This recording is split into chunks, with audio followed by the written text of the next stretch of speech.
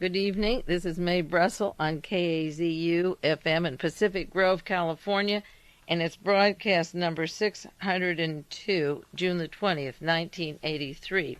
A year ago this week, that was broadcast number 550, I was discussing the arrangement of certain people very important to the history of the past year, the particular configuration of Edwin Wilson and the Pope and Raymond Donovan, Secretary of Labor, and their travels in Europe and their paths crossing in these various cities, and the interrelationship of these particular people to each other. Ronald Reagan had been in London and at Versailles for the conference of the heads of leaders of Europe, and then he flew to Houston, Texas, where he met with the Republicans and decided on the 20th anniversary of the murder of John Kennedy that they would hold a Republican convention in the year 1984 in Dallas, Texas.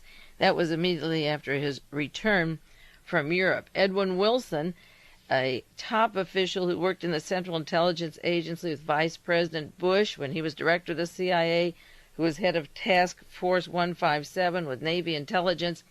Edwin Wilson was arrested that week. He was in Zurich. He had picked up $18 million and was to be brought back to the United States by way of Dominican Republic. He was arrested at that same time, and he had important connections to our vice president, who someday could be president of the United States, and he was linked to various activists in Israel and Palestine, with the PLO rather, involved in the Munich Games, the assassinations at the Munich Games. The Israelis had captured people that worked with Edwin Wilson, and Carlos, who worked with Edwin Wilson, was in Beirut, Lebanon. He may be there now with Frank Turpel, who's also over there. But Wilson was picked up in Zurich, and it's in Zurich where the gun was supplied to Agen for the shooting of the Pope. And in the past year, it's come out how Edwin Turpel, Frank Turpel rather, trained him over in Lebanon for shooting and was allegedly in Rome at the time of the shooting. It's close to where the Pope was. Frank Turpel was there at the time. Edwin Wilson had met with members of the Justice Department in Rome and was not arrested earlier, and then the Wilson-Turpel connections to the Agen shooting have surfaced in the past year, but Wilson was picked up the same week that John Paul II was in Geneva. He was at a labor conference with Secretary of Labor Raymond Donovan, who just this last week was once more cleared for his links with the organized crime syndicate, which is impossible to clear him, but for the Justice Department, the Reagan Justice Department, or the Carter, or any of the others going back, all signs were clear that Raymond Donovan isn't tainted enough to be removed as the Secretary of Labor. As a matter of fact, the man who lied to Congress, and it was in the newspapers this week, a year later, Francis M. Mullen, M-U-L-L-E-N, wants to be head of the Drug Enforcement Agency, and he's the one who kept from Congress as if they needed protection for their eyes from the links of Raymond Donovan to the mob. So now he wants to go on and be head of the entire drug agency, and if the Senate allows it this week, he'll be cleared through that. But Donovan was in Switzerland, the Pope was in Switzerland, Frank Turpel was in Lebanon with his team, but Wilson was arrested. George Corcola, the third part of that team of CIA funding terrorists, and using Wilson, Turpel, and Corcola, men involved with the assassinations going right back to John Kennedy's assassination, this triumvirate was to be closed in first with the arrest of Edwin Wilson. And, of course, he's in jail at the present time, but his cases have been hushed up. If you've noticed how quietly they've been hushed up. Once Kevin McCullough was murdered, a primary witness, it seems that we don't hear a thing about Edwin Wilson. His case is so high up that I think they're afraid to give it too much publicity at the time. But the known connections of Ronald Reagan to organized crime were illustrated through many articles through the past years, and as I said on the broadcast just a year ago and on the sheet that accompanies that broadcast, Ronald Reagan must protect and appoint the mob because they made him president. They used the assassination teams to get rid of those opponents in his way. Richard Nixon was put into office after the murder of John Kennedy. Careful strategy that allowed him in. Mary Jo Kopechne was murdered so that Ted Kennedy would be smeared out. George Wallace was shot and not killed. He survived that assault. Robert Kennedy was murdered, and with John and Robert out of the way, it cleared the way for Richard Nixon. And then, of course, Nelson Rockefeller was deep sixed, and Ronald Reagan was in. The selected people, as I said a long time ago, were Richard Nixon and Ronald Reagan as the presidents, and the role that the mob plays is getting rid of those people that stand in their way while the international bankers and the top mobsters select who they want to be president of the United States. I was talking about those interconnecting links a year ago, and many of you might have seen the Wall Street Journal just today. I'll do more on it later. It's a discussion of Paul Laxalt, who is Ronald Reagan's best friend, former governor of Las Vegas, of Nevada. I call it the state of Las Vegas. It tells about his close relationship with Mo Dalitz, that he's very fond of Mo Dalitz. Mo Dalitz's home is where Robert Mayu resided when Howard Hughes' organization moved into Vegas, and Mayu at the time was employed by the CIA to hire John Rosselli and Sam Giancana as assassins for the Central Intelligence Agency. Now, Laxalt says, well, I may have had some indiscretions, but now that I'm running the campaign for Ronald Reagan or want to be president, I guess I'll have to be more careful because this is the way we do things out west, but this is an Eastern view and they're unfair. I guess he's referring to George Bush and the assault, at least the cover assault on some of the crime syndicate that the CIA is running, and Bush, as director of the CIA at one time, would know. And rightly so, according to Laxalt, the CIA was involved in narcotics traffic itself and is continuously, so it is unfair to just take one pot shot at Paul Laxalt.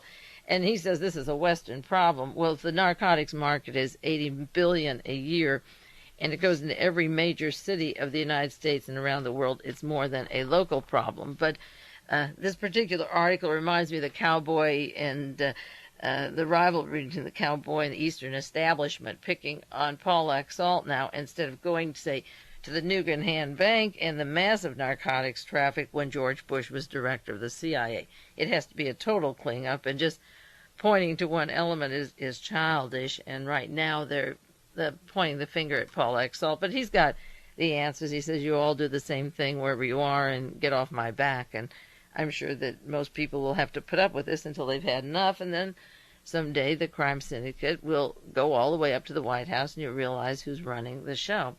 There's several articles. I'm not going into detail now. I just want to mention them so that you know I have them.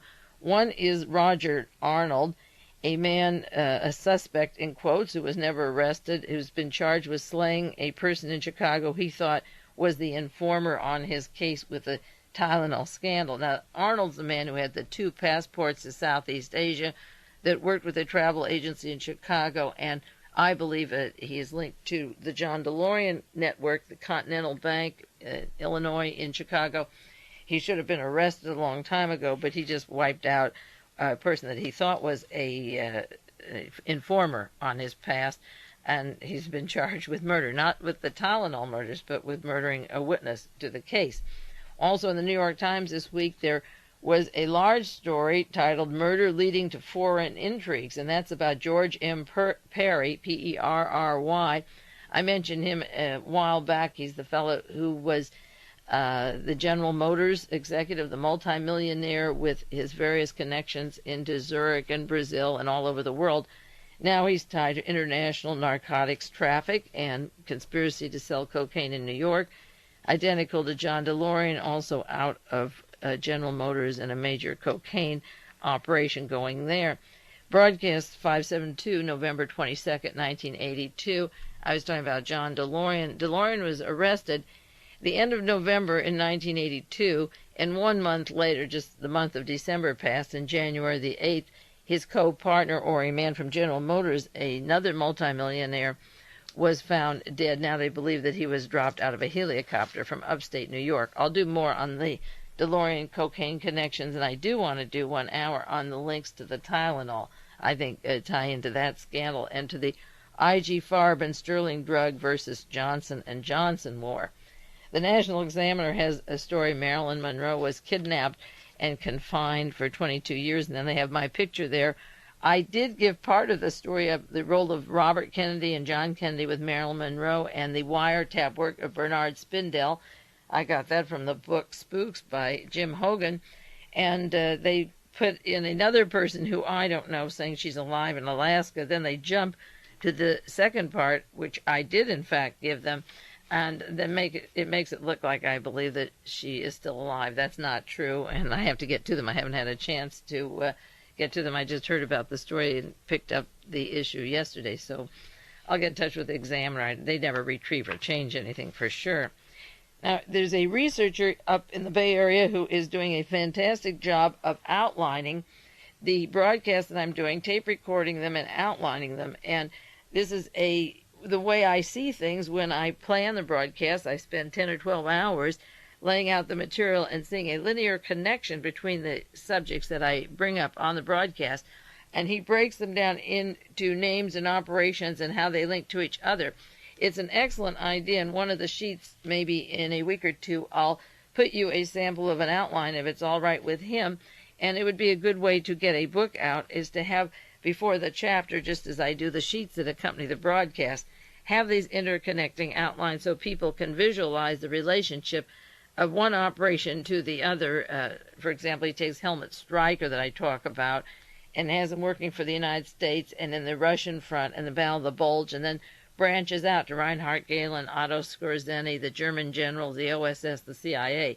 It's an ingenious way of doing things, and I think I'll copy one or two of his charts and send them on to you so that you can get an idea of how they look, and maybe I should start doing that each week. Also, Mother Jones has an article by Martin A. Lee, L-E-E, called There Will Be Done. It's about the Vatican, it's about the Michael Sindona, Reinhard Gehlen, the Central Intelligence Agency, the Opus Dei, the Sovereign Military Order of Malta. It's a very good article. There's pictures of James Angleton and Galen and Pope Pius XII, John McCone of the CIA, Cardinal Spellman, J. Peter Grace. Again, these articles, just as my research, should be diagrammed more than just a story that is told. There's so much information here that I'm sure nobody can remember these facts. What I do with an article like this is outline it. I spend hours outlining articles, so that when I get this into subjects 1, 2, 3, and 4, I'll share them with you on the air. Many of you have it, and the reason I mention it now is get it if you don't have it. And also, I don't know if I mentioned last week, John Judge sent me the article on Princess Grace, A World Without Grace, 7 unanswered questions about her death. And again, I will outline that and share that with you, but I'm putting it off right now because I want to continue along with the story of Robert Byron Watson. I read to you last week a letter he wrote to me. I want to share with you this week a letter that David Wemple got from him, or information from him, and shared with me, because I want to follow a sequential order of this particular person who claims that he heard these people talking about the murder of Martin Luther King, and a month later Robert Kennedy was killed, but they had been talking about Sirhan, the patsy, and they didn't hear the threat on Robert Kennedy, but they heard the talk of this Palestinian that they were going to use for a job, evidently. And the important thing is the discussion of these assassinations and the people involved and their relationship to the present Western Goals Organization, to Roy Cohn, to the military. I've given you their names, the people involved in the military, and the files that belong to Larry McDonald. He's the guy that is chasing the Reds all over the world, the staunchest right-wing advocate. He is today the person who is screaming the most, along with one or two other people, but he is the hierarchy of the Birch Society now. He's been given the control of it, the head of it, by Robert Welch. And I want to go into the background of the Birch Society because Larry McDonald has been active there, and share with you some more information about Larry McDonald and the network that he works with in Chile and in Lebanon, because it is part of the international assassination team. Before I get into Robert Byron Watson and part 2 of that, I just want to mention 3 articles that were in the newspaper today, because it shows how pertinent these subjects are to the news every single day. The Monterey Herald has a large picture of Senator Joe McCarthy in front of a table, and Mr. James Wickstrom, W-I-C-K-S-T-R-O-M, is holding a press conference, and the title is Posse Comitatus Boss Claims Big Membership. And it tells about the right-wing militant group, the Posse, P-O-S-S-E, in case you don't have that, capital C-O-M-I-T-A-T-U-S. They're racist, they're anti-Semitic, they're anti-government, and they're against Ronald Reagan, incidentally. This article says Reagan is as conservative as the man in the moon. Now, this group don't like Ronald Reagan, and if you remember, or maybe you don't remember, John Hinckley Jr. was a member of the Posse Comitatus. I might have mentioned to you privately or on the air that the time that Hinckley was in front of my house, I believed it was Hinckley, the Secret Service, and the FBI put it off. But a week later they came to the house because a car that the license number that I took was registered to a friend of John Hinckley's who was a member of the Posse Comitatus that was in front of my home. This is a group run by the Life Science Church. It was formed 30 years ago in Minnesota.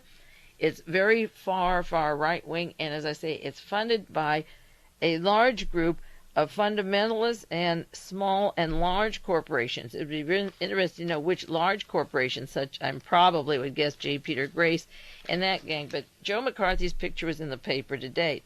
Then there was another article by the ACLU chief. His name is Ira Glasser, G-L-A-S-S-E-R, and he was saying that Ronald Reagan's policies are so far right, they're much farther and much more serious threat than President Nixon or Senator Joe McCarthy ever were, and that he wants to violate the Bill of Rights, and his primary goal is a different ideology than that of the current Bill of Rights. So on the one hand, the Civil Liberties Union is saying Reagan is farther right than Joe McCarthy or Nixon, and the Posse Comitatus the same day is saying Ronald Reagan is a pussycat. You'd hardly have to believe him. And the third article in the news today that ties these three together, the common denominator, is the Nazis in Germany had a riot. 46 officers were injured. 230 people were arrested. A group called the Conservative Action was active for 12 hours this last weekend in Berlin. Now, there is a constant resurgence of the Nazis. You may see it more and more in the newspapers, and my articles are just bulging with stories of Nazis. You see Joe McCarthy's name when Larry McDonald talks, when the Posse Comitatus talks, and you see articles that Reagan is doing away with the civil liberties. Well, where did this all begin? Where did it converge? And this is a subject that I've been studying continuously, how bad this situation is and how far back it goes. Now, I have a book I obtained called Hitler Directs His War. It was published in 1950 by Felix Gilbert. It was translated and edited by Felix Gilbert. And the interesting part of this book is that, one of the interesting parts is that when the war was over, 2 days before it was officially over, actually May the 8th, 1945 was official, the 101st Airborne Division arrived at Berchtesgaden. That's Hitler's special place, Berchtesgaden, Berchtesgaden. They arrived there May the 5th. The Divisional Counterintelligence Office was to be opened up. And the fellow who arrived there found that Hitler's stenographer was there, the person who had taken all the records of Hitler's daily meetings at Hitler's headquarters from 1942 up through 1945. He was there. So the American contemporary policy of the Counterintelligence Corps, they call them the CIC, their policy was, they had decided was to arrest and send the Nazis to internment camps. But these particular people that arrived, the 101st Airborne, decided that they wouldn't send them with the SS to be imprisoned, that they were more useful to the CIC team, and they would keep them at Berchtesgaden and have what he said was a living link with Hitler. And this is important. The reason I bring Senator Joe McCarthy in is because if you have the back broadcast, I name the specific Germans who put Senator Joe McCarthy into office, specifically ran his campaign when he came home from being in military intelligence in the Marines, Navy intelligence, and put him in for senator from Wisconsin. And from Germany, going back and forth to Germany, they put up this money, and then Senator Joe McCarthy released the prisoners from Malmedy that were at the Dachau prison, and his claim to fame was releasing them and getting them all out to start all over again. So McCarthy is important to these Nazis. And the American team went in there and on their own wanted a living link with Hitler. That's what the word they used. And they had certain people like Julius Streicher, Streicher, who later was hung at Nuremberg, but none of the others were. A Dr. Robert Ley, L-E-Y, and it lists the people who were with Adolf Hitler's team at Berchtesgaden, including his sister Paula and his personal physician, Dr. Morell, M-O-R-E-L-L. I never trusted Morell, incidentally, and I believe that it was his account that Hitler was syphilitic, insane, and just incoherent. I believe that Hitler was none of those things, and that Morell was the liar. And Morell is writing the history later, and as the book says, Hitler directs his war. He was anything but insane. Well, Morell was working with the American group there, and they say on their own, but there's a lot of proof or belief, of course, that they had planned this a long time ago. And they worked with the generals and the household, and they ignored the usual procedures. According to this fellow, they had tons of documents, and they kept these men at their disposal, and they were free. And he said it was almost historic, almost historic. They were justified by the uniqueness of the situation. And then the stenographers came in, and a Dr. Jonaschat, Jonuschat, came back with a Dr. Kurt Peschel, P-E-S-C-H-E-L, the head of the stenographic service of Hitler's headquarters, and Herr Ludwig Krieger, director of the service at the Reichstag, K-R-I-E-G-E-R, and Dr. Edward Reynitz, R-E-Y-N-I-T-Z, and others that list them, the remaining group stenographers for Hitler, and they had sat in from September 1942 to April 22nd, 1945, and 6 were flown in from Berlin and Munich, and they were taken to Berchtesgaden, and they stayed with the stenographer that Hitler had, and the same team, and the head of the German espionage during World War I, Colonel Walter Nicolai, N-I-C-O-L-A-I. He was the head of the espionage from World War I, which means he began with Reinhard Gehlen's family when Gehlen was very young. And they sat with them, and he said these people had been present at Hitler's headquarters when Roosevelt's death was announced. It was an exciting experience to listen to those men. Now, there's a long story on the Roosevelt demise. I believe he was murdered, and I've mentioned it before and can do more later, but they were all together when it was announced that Roosevelt was dead. And it goes on, this book says that since Hitler had put Dr. Peschel in charge of making his original records of what happened, we let him continue as head of the group, and this arrangement worked out well, though it was not in accordance with the more fervent contemporary conception of denazification. I bring this out because in my quest for Mr. Fritz Kramer, Hitler's general, who Hitler called in for this prolonging the war at the Battle of the Bulge with his top aides, and the other aides and Kramer were at Dachau, and then Kramer disappears from the history books. Then Fritz Kramer, the general, as he disappears, the other Fritz Kramer is manipulating Henry Kissinger into Omer Amagau, where the top generals are after the war. And here it tells you that the historians had a living link with Hitler. They were not supposed to do it. It worked well. They had a continuous group. It wasn't in accordance with denazification. And then this person, George Allen from the 101st Airborne, says, the result was less than a month after these people stopped writing for Hitler, we had them working for us, reconstructing the period.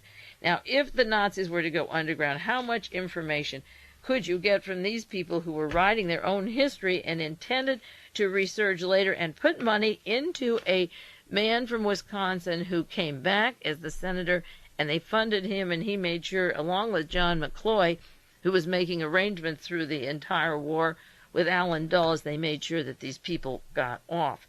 Now, that is part of the background of the history of what happened at Berchtesgaden. As soon as the war was over, 2 days before it was officially over, they were beginning this process.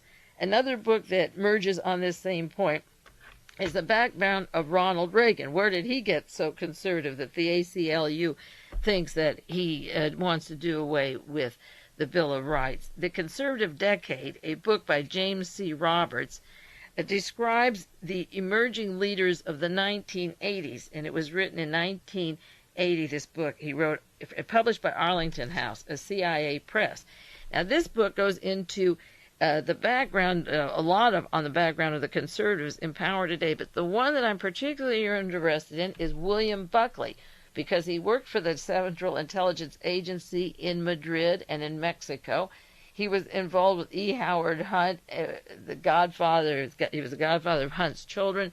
Buckley has been an important spokesman for the intelligence community. His brother, James Buckley, is head of U.S. Information Agency and propaganda today. Their sister is in the Central Intelligence Agency. Another sister was a roommate of Nancy Reagan, or a close associate at Smith College. And William Buckley's career is written up in many books, but it's very clear in this particular book the relationship of him to a power structure and how he got started. And also when William Buckley in 1960 formed the Young Americans for Freedom. On the board of Young Americans for Freedom, YAF, was Ronald Reagan and Colonel Charles Willoughby. Willoughby ends up in Dallas with the people behind the murder of John Kennedy. Reagan is active in the early 60s and 50s with these people and ends up in the White House as their selected man with a team that came from Munich, Germany, to Robert Morris. And Willoughby and Morris and Buckley all work with the Birch Society and with Larry McDonald, who now runs these massive computers with John Reese and Louise Reese and the Pentagon and high officials through Western goals. But in this book, The Conservative Movement, it tells about Buckley in 1953, how he was handpicked by Frank Chodorov, Chodorov. He was picked when he was a recent graduate of Yale University to head an organization called the Intercollegiate Society of Individualists, the ISI, Intercollegiate Society Individualists, the ISI. And it was an organization that this author, who's a conservative, compares to the Students for Democratic Society, the Young Democrats. The only difference is that the money for one group comes from Germany and Eastern Europe, from not Russia, but from Germany and Vienna and Munich, and the other was an American homegrown organization without money from the Soviet Union. Now, in 1953, this organization was formed, and it was in 1951 when Buckley was selected to be head of that organization. And then he goes on in 1955 to form the National Review. Well, Frank Chodorov selected Buckley. He was a much older man, and he was from Illinois. Now, Buckley's sister was a roommate, as I say, with Nancy Reagan, and Loyal Davis from the American Medical Association, a very political organization from Chicago, Illinois, might have or could have known Frank Chodorov from Illinois, from Chicago, the same city, who chose Buckley from the East Coast, and the family was originally from Texas, to go from Yale University to head this organization, and Intercollegiate Society of Individualists. Founded, he handpicked him in 51, but the organization was formed in 53. In 1955, William Buckley began the National Review, and in the biography of William Buckley, in the book about him, it tells you the people that were put on the board of National Review, that escalates it to Germany, to Vienna, to Zurich, to heavy politicians in Europe, and a Mr. Voigt, Voigt, active with monarchists and militarists in Europe, so that Buckley was handpicked for three groups. One for the ISI, the Intercollegiate Society of Individuals. The next was for his National Review, which is really international in flavor. And then Buckley forms the Young Americans for Freedom in 1960. By 57, Reagan was already working with the CIA and the anti-communist leagues, the organizations. I gave you the letters of those, and with the propaganda establishment from out in Hollywood. So by 1960, according to this book, Buckley formed Young Americans for Freedom because with the defeat of Richard Nixon, and with him the Eastern establishment control of the GOP, Young American for Freedom was formed. And of course, I did the broadcast of the people from Munich who came to Robert Morris. Morris was head of the Senate Intelligence and the Investigative Committees of Senator Joe McCarthy. Again, Joe McCarthy and Robert Morris. And then Morris goes down to the Dallas-Fort Worth area. He's now head of the University of Texas and works with the Space Station Genocidal L5 Society out of Princeton University. But one of the key pins of this whole operation was the Buckley family, and handpicked from Illinois, first with one organization, then with his National Review, then Young Americans for Freedom, which brings in the conservative Ronald Reagan, Nancy Davis Reagan. She latches onto him out there in Hollywood and is behind and pushes this conservatism as if he needed pushing, but she seems to be as much a control as the Popessa. I haven't read the book yet. I've heard a lot about it. But Nancy Reagan is a very powerful woman, and Buckley was picked by somebody in Illinois, and the Buckley family were associated with Nancy Davis. Goodness knows, in Chicago, as I say, the contacts there. But in this book, it tells how Ronald Reagan surfaced in 1964. At the time, he gave a speech for Barry Goldwater, but he said that, among the others, he was known to all of them before he didn't really surface and come to the attention of most conservatives till 1964, but he had a strong role before that. I'll take a 1-minute break now and go back to these forces of Germany, the Germans, as I say, behind Senator Joe McCarthy, the continuation of the German process, and how they all converge in 1983 with Larry McDonald of the Birch Society, the military, and the list of people that are sent out to 50 police departments around the United States, and also with their offices in Germany at the present time.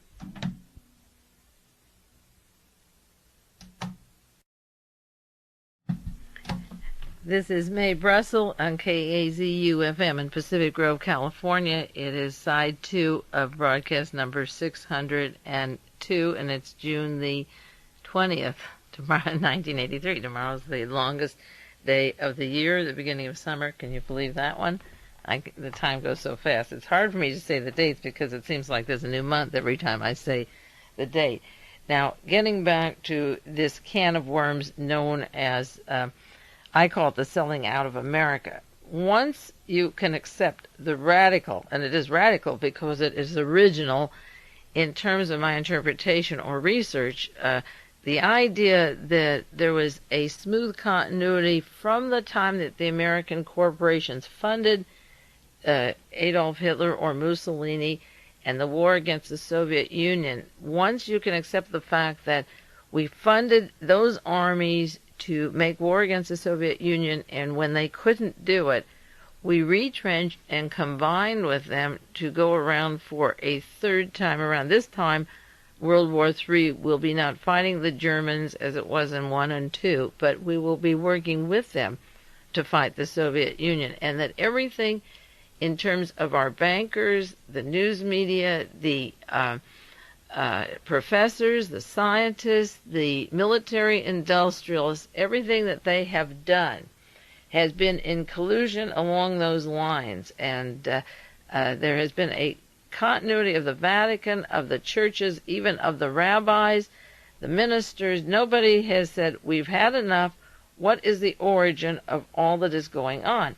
Now, if you can accept that radical idea and get books on the history of World War I and the rearmament after World War I and World War II and after World War II and the sabotage that was going on, once you get those books and you keep in mind what I've been saying on these broadcasts, you will see these pages jump at you with certain names that reoccur over and over again, and you realize that some very rotten, dirty work has been going on.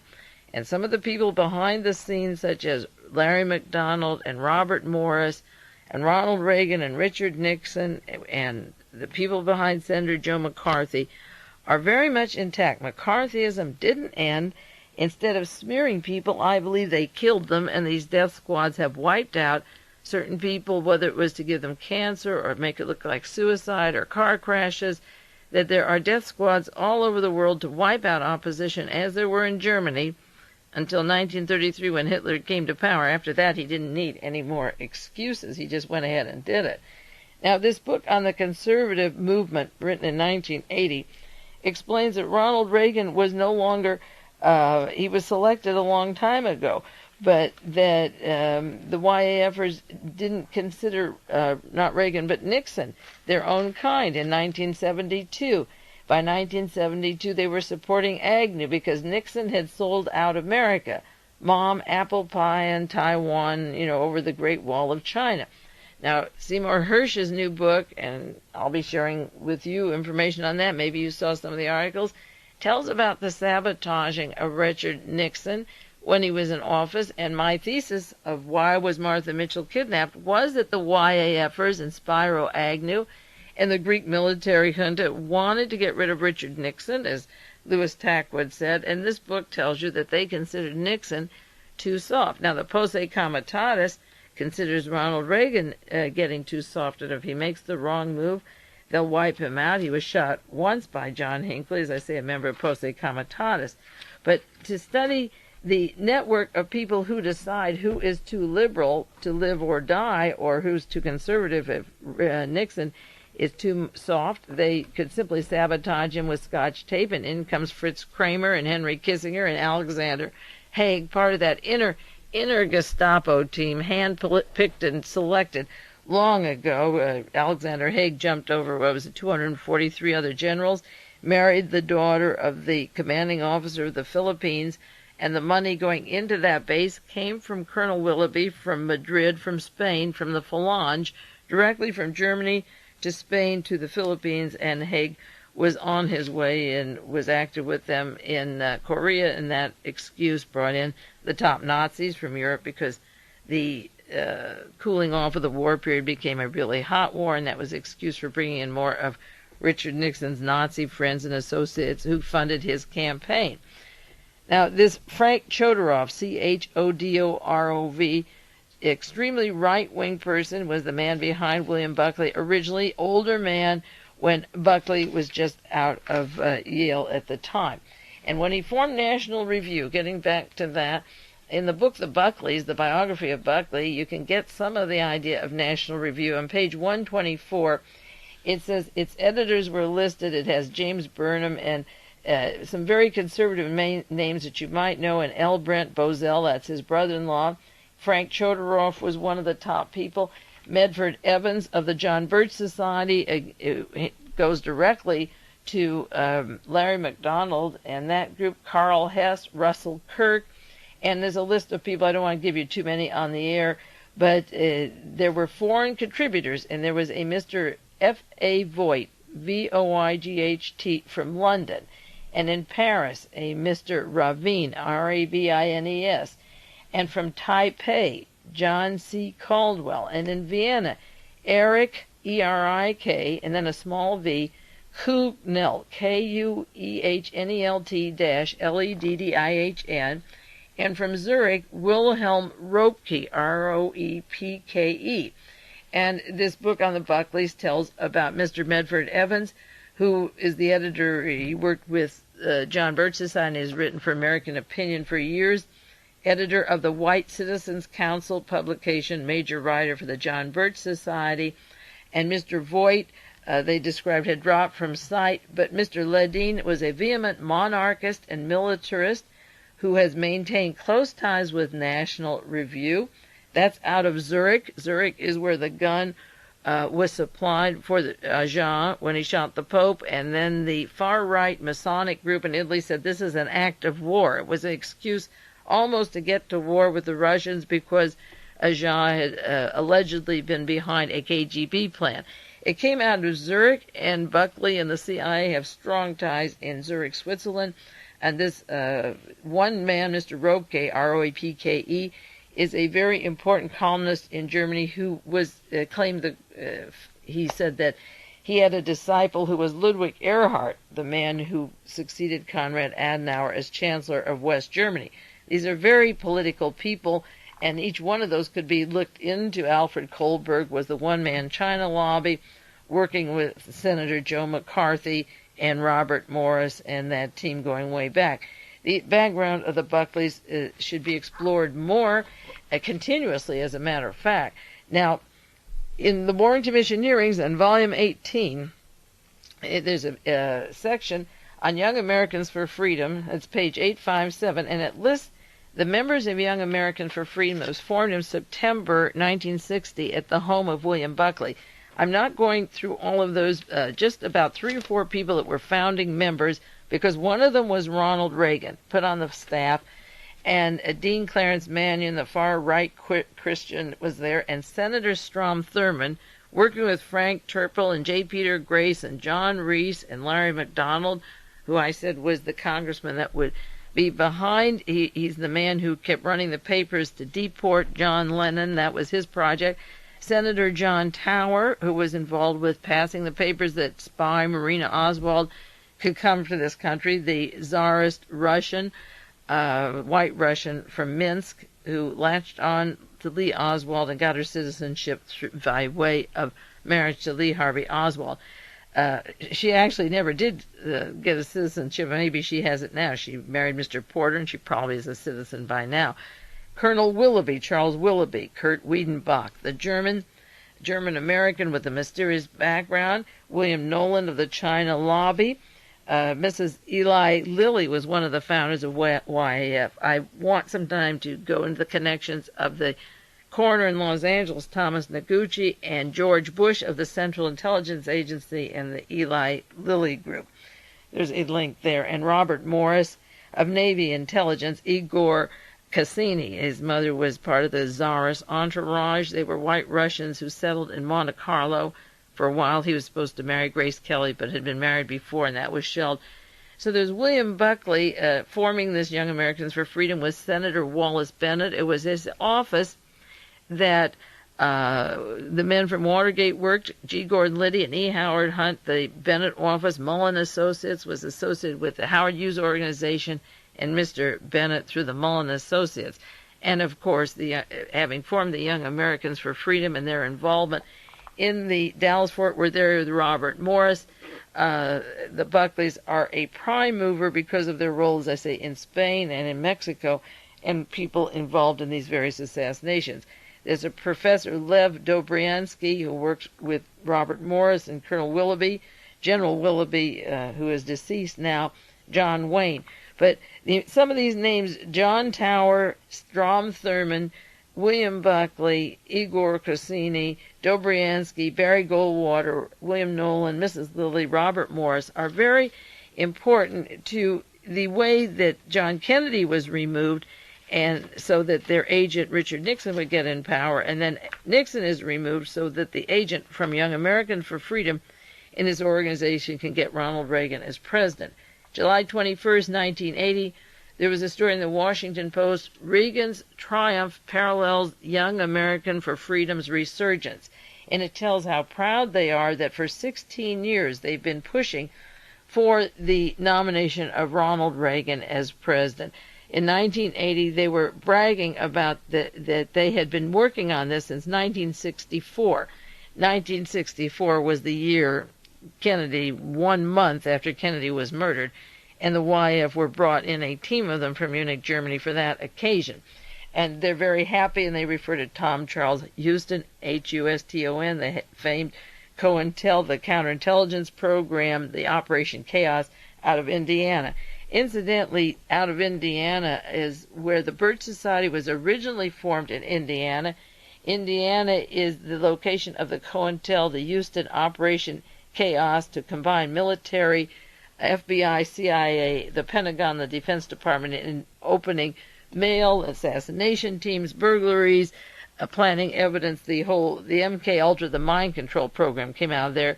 That's where Spiro Agnew went to a foundation when he was kicked out of government as vice president and caught with his finger in various payoffs. And that's where Emily and William Harris came from, and Angela Gary Atwood, to come to the West Coast to form the CIA's SLA. As I wrote in the SLA as the CIA in Indiana. Also publishes Bob Merrill's publisher from Indiana did Sylvia Maher's book, Accessories After the Fact. And this may just be a coincidence, but I'd have to look into more about that publishing firm, because that's the book that left out the 26 people from Young Americans for Freedom and Robert Morris, and her index also that she published on the Warren Commission hearings. Now, pertinent to all of this activity that continuously ties into Larry McDonald and his operation is that man Charles Willoughby, the counterpart of Fritz Kramer. Was waiting to do more on Willoughby until I could really resolve the matter whether Fritz Kramer is Hitler's general, the one that ran our Pentagon and works with General Graham at the present time on the space operations and trade, international trade. But Kevin Coogan, who's done this magnificent work on the Sovereign Military Order of Malta, sent me 2 articles about Willoughby, and we'll be doing a lot more on those. One is called To Whet Your Appetite, From Heidelberg to Madrid, the story of General Willoughby. This was published in the Reporter, August 19th, 1952, and I'll make reprints for you and figure out how many pages it is. And there's another story in the Reporter called General MacArthur and His Vanishing War History.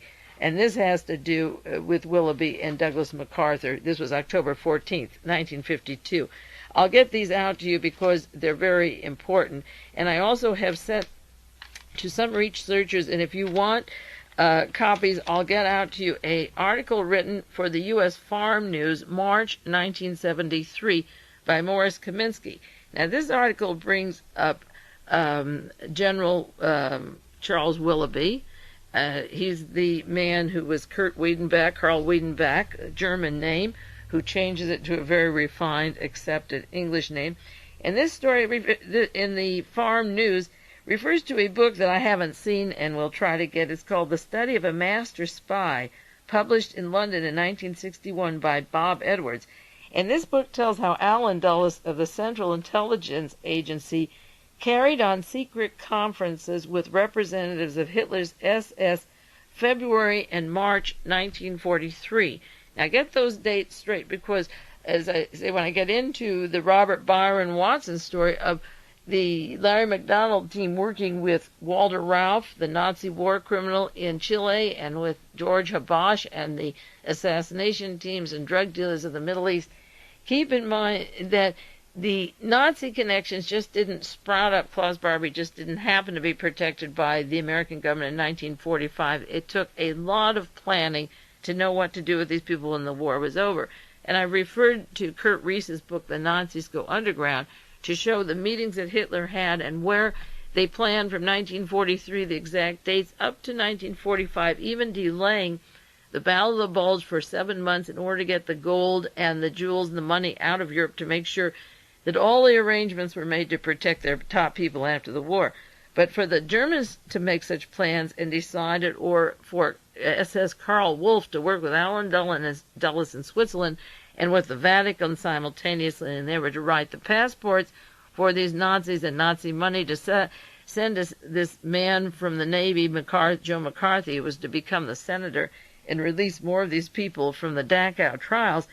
The important thing is not only did the Germans have this in mind, but Alan Dulles moved to Switzerland in 1943, and I said this must be for the express purpose of doing what they were doing. So when they couldn't win the war against the Soviet Union, Alan Dulles of Chase Manhattan Bank, of the law offices of the Rockefellers and multinational corporations, was working as early as February and March, and it's detailed in this book, and I have to get it. And of course, this long article has to do with the survival of Martin Bormann, the arrangements for Martin Bormann to get out, and also for Herman Abst, who's currently the head of the Vatican Bank, along with 3 other people investigating or covering up their connections. In 1973, that was 10 years ago, Morris Kaminsky was writing about top Nazis in the Pentagon. He says that John Kennedy personally put in the office of the Pentagon a war criminal, loyal confidant of Adolf Hitler. His name was Adolf Husinger, Husinger, to become head of NATO military planning, and he was a Nazi war criminal. And Kurt George Kiesinger, as Chancellor of West Germany, and Franz Joseph Strauss were working with the Americans. I've mentioned Kiesinger in relationship to the Munich massacre and the Olympic Games and the top Nazis. So this article, I will bring out more details that are share them with you by Morris Kaminsky, and I can get it to you. But the very people that he mentioned in 1973, Dr. Walter Becher, B-E-C-H-E-R, I'll go back to Robert Morris.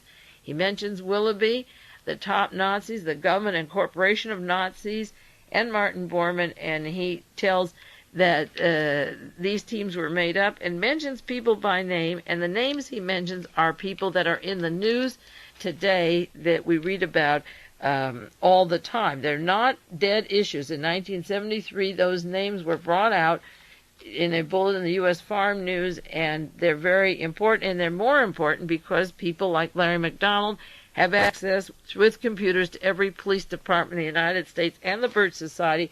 And the origins of the Birch Society go back to people like Revillo Oliver, who on the 4th of July a few years back spoke in Boston and said every Jew in America should be gassed. These organizations are not just little old ladies in tennis shoes, as Justice Mosk said a while back. As a matter of fact, after he made that remark, a man from Pasadena who was familiar with the assassination teams took me to his office in Pasadena and clued me on to the seriousness of the Birch Society years and years ago when I was still living in Los Angeles. He so resented the fact that it was passed off by Mr. Mosk, who was also a legal consultant to the Warren Commission hearings, along with Alan Dulles and John J. McCloy, and Earl Warren and Mr. Russell from Georgia, and Gerald Ford, and Leon Jaworski. I think it's been 20 years since Kennedy was murdered. Can you see the cast of characters who covered up the slaying of the President of the United States? And in the last 10 minutes before I go into some more on Robert Byron Watson, I might tell you that this last year, October 28th, Representative Larry McDonald was speaking at the League of Women Voters in Marietta, Georgia, and he said that Mr. Hess, the Nazi war criminal Rudolf Hess, should be released out of the prison because he would be very valuable for his fight against communism. He would be invaluable. Congressman Larry McDonald told the League of Women Voters, and this was before the Hitler diary furor. Now, the story of the diaries with all the top Nazis in the DESA network that was exposed, I said it had to do with the seriousness of the Nazi network. I don't take those diaries as being the fraud that they said they were. It was all hushed up very quickly when the network of top Nazis who worked with Alan Dulles and Larry McDonald all surfaced. But before the diaries appeared, and when they did, the excuse was to release Mr. Hess out of Spandau prison. But earlier, those diaries just broke the first of the year. Earlier, Larry McDonald, October 28th of this year, was saying that Hess should have gotten the Nobel Peace Prize and that he's so valuable to America and to tell us about the Nazis. And when he was saying that, that was October the 28th, 1982, the London Times, 1 week later, November the 7th, 1982, had the story of Hess, and it said with him he took to Britain to see Winston Churchill in May of 1941, secrets and names of people in the British government that were important to him. Now, these names are supposed to be locked up for another 30 or 40 years, but I understand that new book on Goebbels' diary actually mentions them. And the London Times has some of the people. And the names that are mentioned here are people sympathetic to Adolf Hitler who wanted Great Britain to become part of Germany and combine forces. There's a picture of some of these people. The names Hess brought with him to Britain: Mr. Hoare, H-O-A-R-E, Mr. Douglas, Mr. Butler, Percy, Lothian, O'Malley, and I can go through some of these with you if you want me to. These are important people related to high government officials, some of them high government officials at the time in London and in power today, and the names were in possession of Rudolf Hess. They were handed to him by Hitler. They were the promises of top people in the government that they would go along with the Fuhrer. Hess was the secretary to the Fuhrer. Now, this is the man that wanted to use the entire British government to help fight Russia and make the world safe for Nazi Germany. And here is Larry McDonald 1 week earlier saying that Hess should get the Nobel Peace Prize and that he's such a valuable person and that he would help Western goals at the think tank, his mentality, by giving clues as to world communism. He would be invaluable. Does that give you a little clue of what Western goals is like with Interpol, Hitler's police agency, with J. Edgar Hoover's list, with Robert Morris's list from Senator Joe McCarthy days, from Louise Reese's, John Reese's wife. She works for Larry McDonald, her list from the House Un-American Activity, and then add to it all the newspaper articles and protest movements that are going on today, and it's in the hands of these people. Now, just in the remaining time, I want to continue. Last week, I talked about a letter I got in December 76 from Robert Byron Watson. David Wemple wrote to me a month later, January 21st, and he didn't know if I was familiar with Watson or not, and just the essence, a few points about his letter. He said, "Dear Mae, Robert Watson is in a Miami prison. He claims he was framed." I talked about the framing last week. He says, this is what he is telling me from his affidavit that I've enclosed for you, that Larry McDonald of Marietta, Georgia, now a congressman in the U.S. House of Representatives, is closely associated with Jerry Adams from the American Silver Company.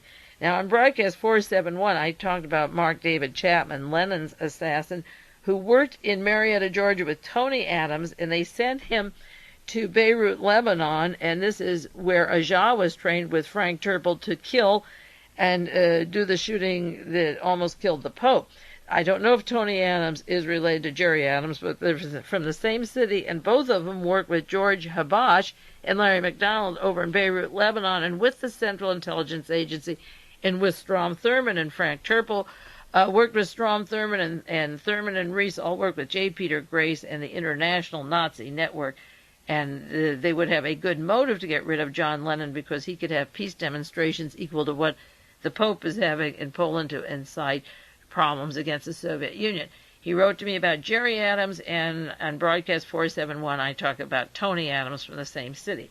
He said he's also associated with Mr. Herman Jackson.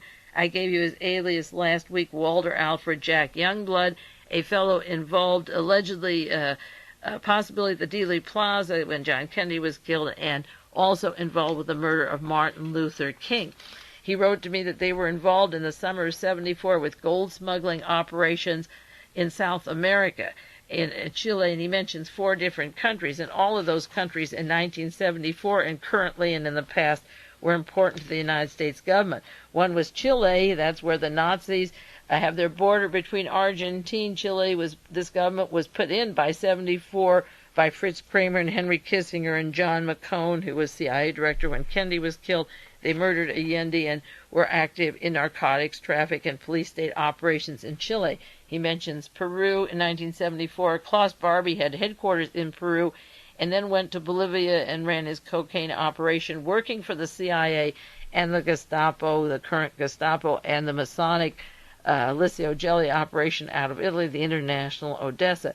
He mentions Colombia, where they were active, and that has been exposed just recently for the large cocaine operations. We know what comes into this country from Colombia, particularly the Hollywood connections, the cocaine operations on the West Coast, and Costa Rica in 1974. That's where Robert Vesco went for asylum so that he wouldn't be prosecuted with William Casey and Bernie Cornfeld, and he still continues his operations. He's in Algiers, I understand, at the present time. And Vesco and Bernie Cornfield are still doing their thing internationally and nationally. He talks about the gold smuggling operation in '74, the people he worked with, and with Larry McDonald. He said Larry McDonald was aware of the source of campaign funds coming out of narcotics traffic and so forth. And of course his partner in Western Golds is Roy Cohn, never far removed from the syndicate. He also mentions John Tower as being part of the international syndicate, and John Tower, along with Ronald Reagan and Colonel Willoughby and Robert Morris, the close associated team going back to 1960, Young Americans for Freedom. John Tower is named by Robert Byron Watson at this time in his letters as being part of that syndicate. And of course, John Tower is married to Samuel Cummings' sister. Samuel Cummings runs the CIA operation. He's from Philadelphia. He's the arms supplier for Carlos and George Habash, and for the Chilean government and the dictatorships, and for Wilson and Turple and Corcola, and anyone else who wants to buy his weapons.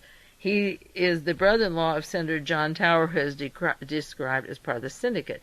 Now, he describes the syndicate in his letter, according to Robert Byron Watson, as a group of wealthy multimillionaires who are interested in narcotics, but he also mentions Walter Ralph in his connection, and my definition of the syndicate is the Odessa, or Despine, S-P-I-E-N-N-E, the Spider, the Nazi network, the Nazis, the intelligence community, and the narcotics and the gun running. Those 4 operations, and in that article in Mother Jones on the Vatican, you get the role of all of these and the Vatican combined. Religious institutions are part of it. The countries have no boundaries. The idea is profit and hate and control. Anti-Semitic, anti-black, racist, flooding narcotics into this country at huge profits and controlling the politicians. And of course that gets back to people like Paul Laxalt with his buddy in the White House at the present time. Now, this letter from David Wemple goes into Dr. Ballack is working for the CIA. I mentioned that last week, and setting up the Black September group and the PFLP, a popular front for the liberation of Palestine. Their goal is to wipe out the entire country of Israel. And of course, the J. Peter Grace, who works with Otto Ambrose and the early Nazis, the I.G. Farben network, go directly to John Reese, I'll do more on that soon, and Larry McDonald, so that the names of the Vatican bankers, the agents of World War II, are continuously reappearing with these same characters day after day. The work is getting more interesting because the names keep reappearing, the same countries and the same names. And this Robert Byron Watson is talking about using a Sirhan from the Palestinian group for the murder of, he didn't know who it would be used for, he'd be used for, because he didn't hear them discuss the Robert Kennedy assassination, but he heard them discuss the Martin Luther King murder 1 week before King was murdered. So that the letter that I got from David Wemple goes into detail, new material, some of it is new material, but similar to what Robert Byron wrote to me. But he put in his letter to David Wemple, I wrote to Bernard Fensterwald, and that was ironic because he thought Fensterwald would help him. And Fensterwald, of course, works for the Central Intelligence Agency and did nothing about the case of Robert Byron Watson. As a matter of fact, Fensterwald became James Earl Ray's attorney, and you didn't hear him bring up the fact that Mr. Youngblood and these people were bragging about killing Martin Luther King. Fensterwald does not clear the patsy, James Earl Ray, because he had some role in the operation, but he makes sure that the other part doesn't come out. And that's what a CIA attorney does when he gets attached to a CIA case like this. Well, Mr. McDonald not only wants Hess out, so does the team in Germany that got together that pulled this diary story. Their surface is very much intact, but when the story broke in the Los Angeles Times about the relationship of Larry McDonald's operation, Western Goals, to the LA Times, it broke May 24th. It's been hushed up ever since. I haven't seen a thing about it. The Birch Society has, as they strong links to Ravillo Oliver, to the racists, to the anti-Semites, the entire network that goes deep into the Posse Comitatus, and that takes a full cycle. Again, back to the news of today with a picture of Senator Joe McCarthy and these far right-wingers that intend to be armed in 50 states, they say, and take the law into their own hands. We'll have to do more of this next week because our time is out. In the meantime, this is Mae Brussell. It's KAZUFM in Pacific Grove, California, and I'll be back with you next week.